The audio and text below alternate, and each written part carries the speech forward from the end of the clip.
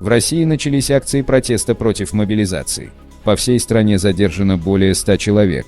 Полиция задержала участников акций в Томске, Иркутске, Красноярске, Новосибирске.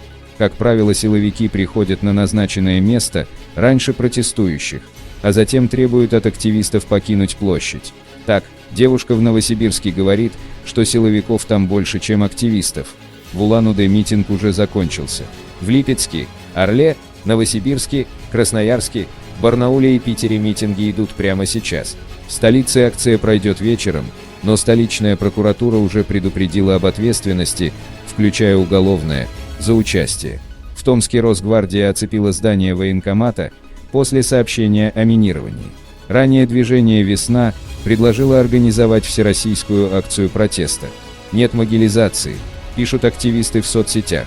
Тысячи российских мужчин, наших отцов, братьев и мужей будут брошены в мясорубку войны. За что они будут умирать? За что матери и дети будут проливать слезы? За дворец Путина? Феминистское антивоенное сопротивление также поддержало акции протеста. Один из самых важных антивоенных протестов на протяжении всей истории – это протест женский и протест материнский. Вчера чеченские матери уже объявили, что выйдут на свою акцию против войны.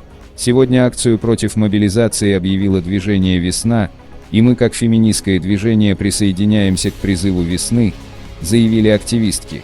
Неизвестные хакеры взломали сайт Санкт-Петербургского аэропорта Пулково и разместили там антивоенное воззвание. «Сумасшедший дед идет ва-банк. Его ставка – наши жизни», говорится в нем.